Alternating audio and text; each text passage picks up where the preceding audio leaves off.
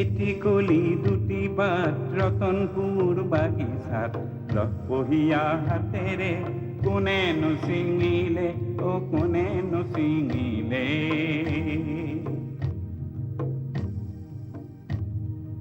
এন্ধাৰ কোলা চুলিৰে জবা ফুলৰ পাহিৰে পাপৰিবোৰ উৰুৱাই কোনেনো হাঁহিলে ও কোনেনো হাঁহিলে is the beverage that cuts across barriers of nation and class.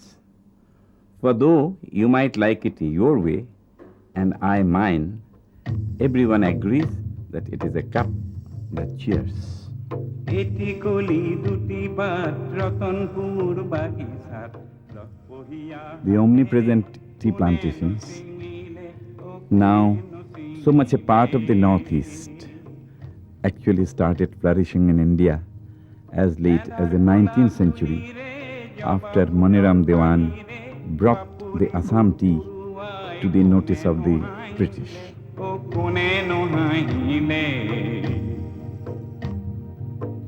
Well, tea in Assam started around 1834, and most of the tea companies, big tea companies in Assam are over 100 years old. Tea has been going from strength to strength in Assam, and in this area we produce the best tea in the whole world.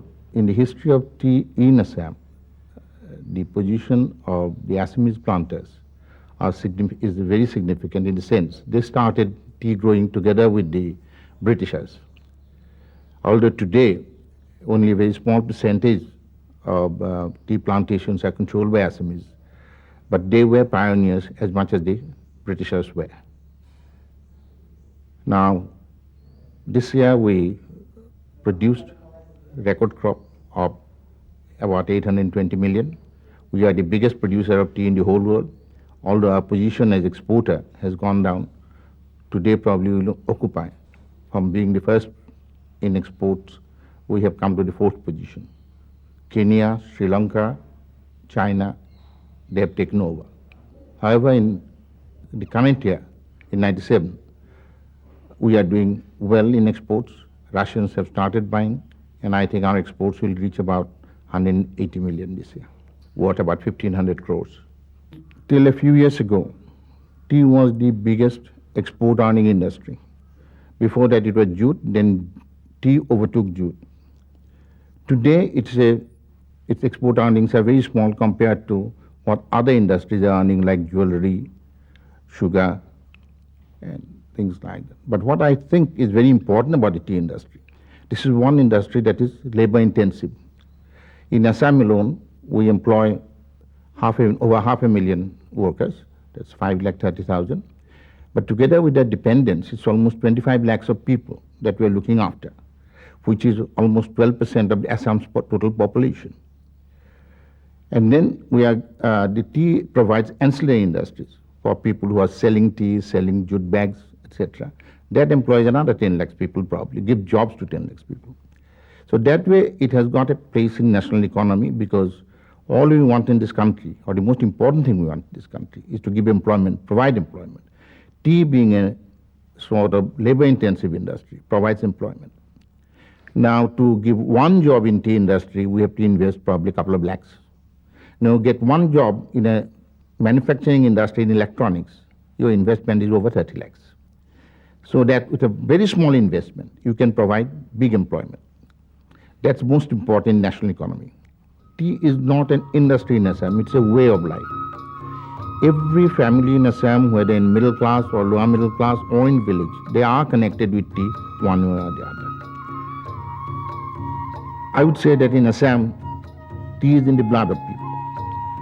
Now, it is like culture of a nation or culture of a particular group of people which is not visible, which is in it. Now you get the flavor of culture that you get today, it's mostly contributed by the tea industry. And visibly tea industry has done whatever is required for the state. We have done a lot of hospitals, schools, art centers, performing art centers. And I think without the tea industry, Assam would not have been what it is today. Now, the whole communication system in Assam, the railways, even the waterways, which is not functioning today after the Bangladesh-Pakistani war, this was done by the tea industry. All this, we have the biggest network of railways in whole of India. Now, this fact is probably not known to people. Now, we have the biggest roadways on per capita basis, per hectareage basis in Assam. It has been a long journey for Assam tea since the first auction on 10th January 1839, when 8 chests of tea were auctioned. The Guwahati Tea Auction Centre, which was opened in September 1970, is one of the largest tea auction centres in the world.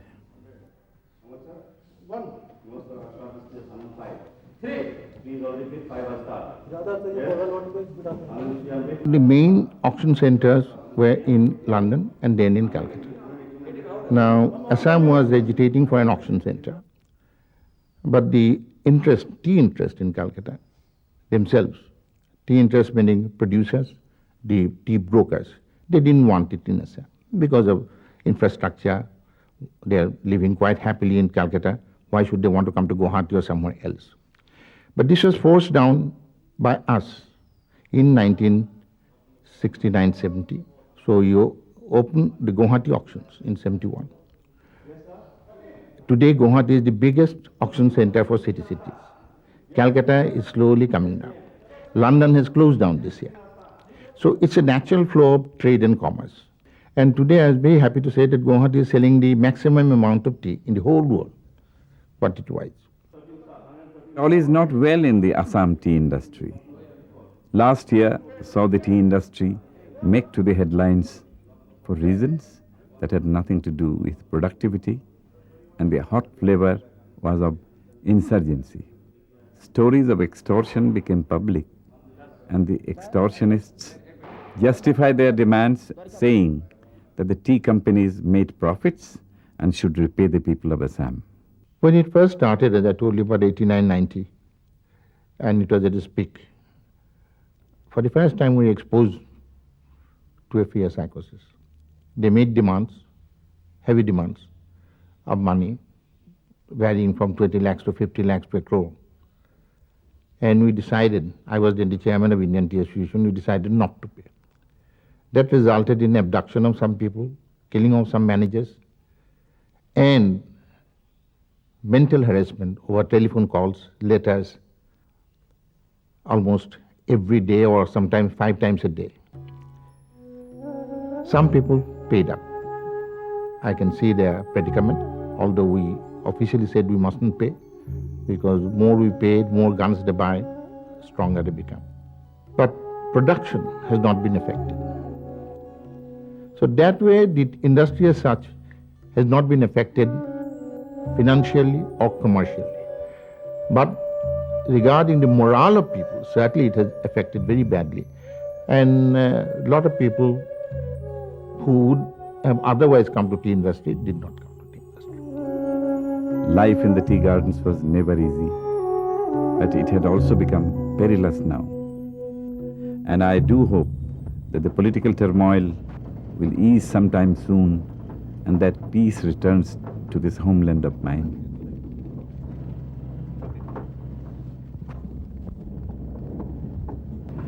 Amidst all the anxieties of life, the tea companies still keep up some of the old traditions, like that of the Jorhat races, organized by the 122-year-old Jorhat Gymkhana Club.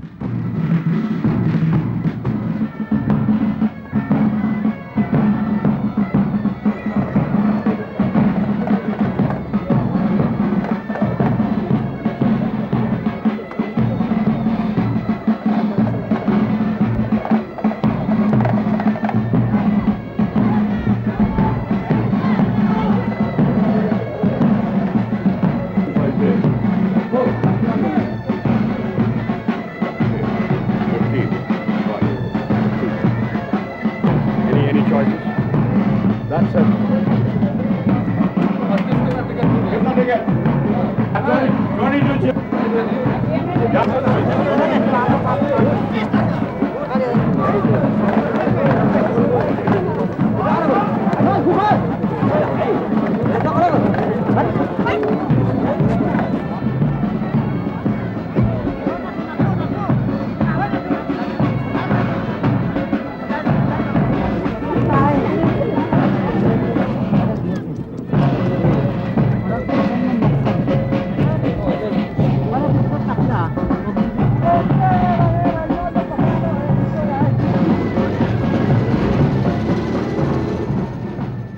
And the band strikes a cheerful note as people let their hair down to enjoy.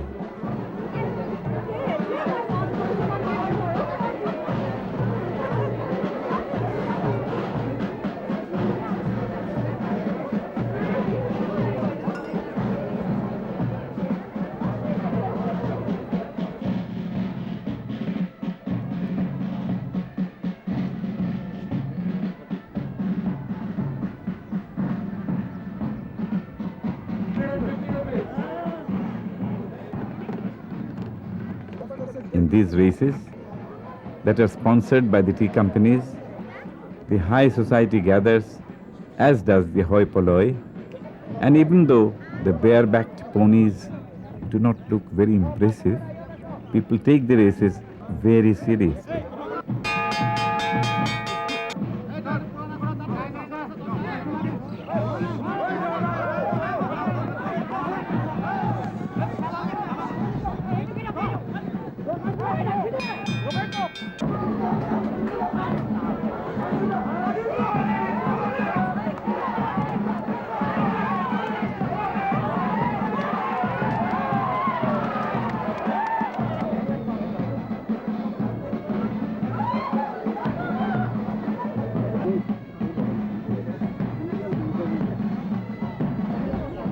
Tokens are bought, bets placed, and when the races begin, people watch with bated breath, each wanting his or her pony to win.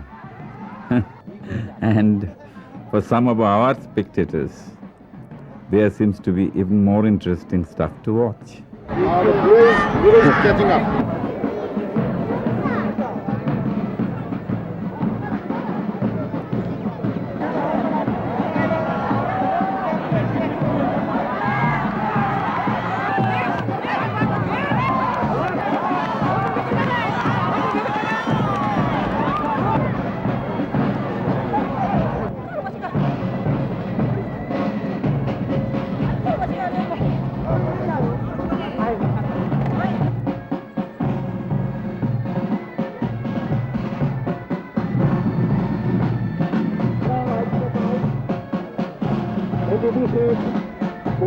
A lazy Sunday, some winners, some losers, and all in all, a lot of fun. And we left them thus.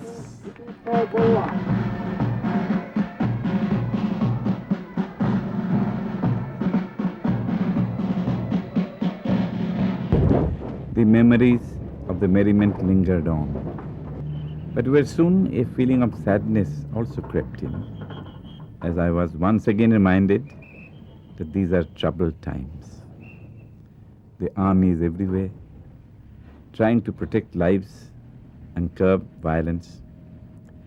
And even as we left behind the Pakka roads and entered the Jorhat market, we did not really manage to forget about the constant lurking fear that has now almost become a part of Assamese life.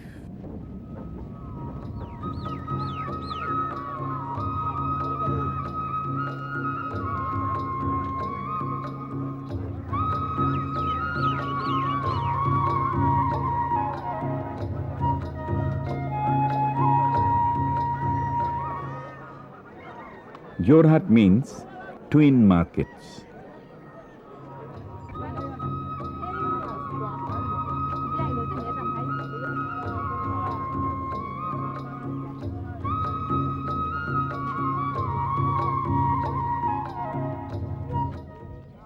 Whether you want to have a warm winter, or need to find salvation, or just need a pair of bathroom slippers, you will find it all here.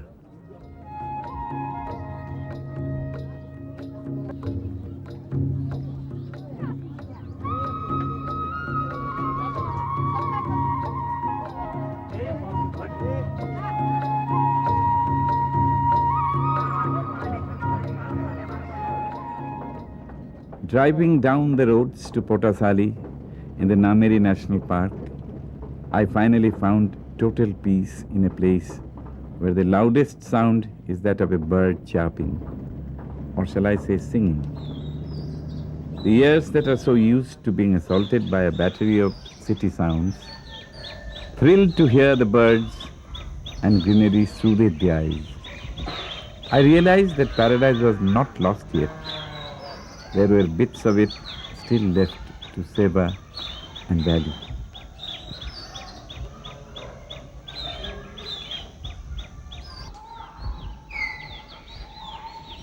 Pete, you have come from Germany, Yeah. all the way from Germany. You're a bird watcher. Yeah.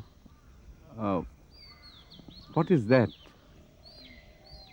Some minutes before I heard the hill miner, or talking miner.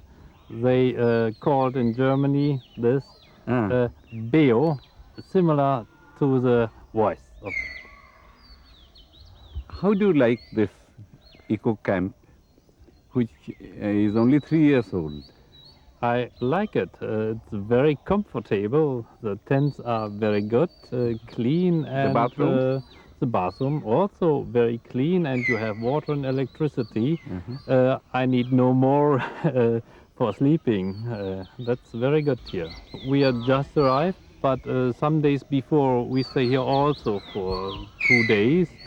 And we saw in the park more than 100, 112 different species of birds, and also some very interested mammals. So we saw the yellow-throated marten. Very, very impressive for me. Yeah. So you will come again to our Assam?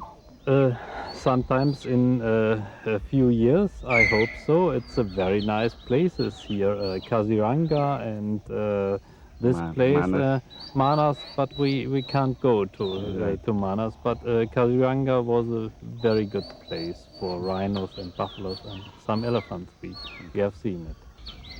Thank you. Yeah. Thank you.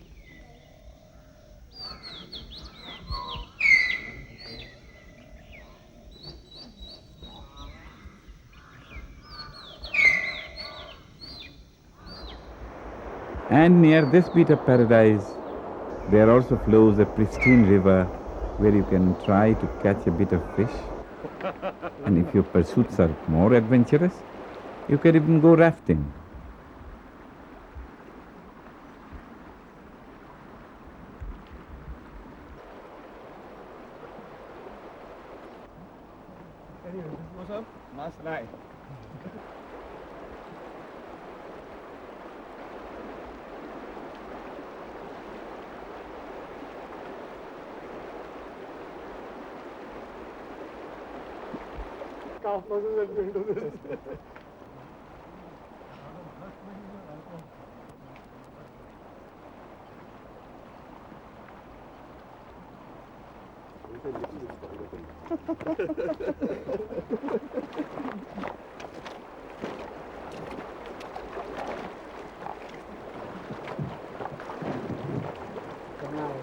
Sipping a drink, a fishing line in hand, breathing in the cool and clean air as one flows along, life could hardly get better.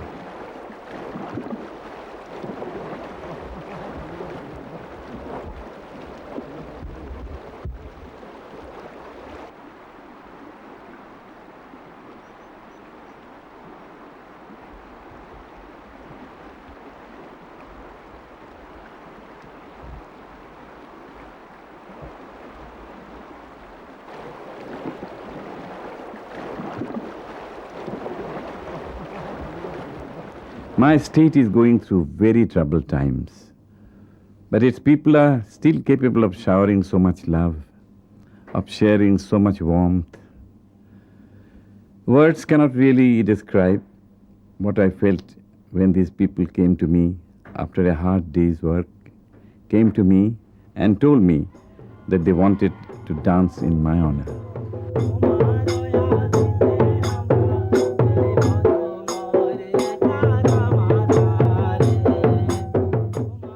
Cold was the night. We sat outside of the courtyard by the warmth of the fire, watching these tea plantation dancers dance to the rhythmic beat of the drums, intoxicating you with the romance of the night.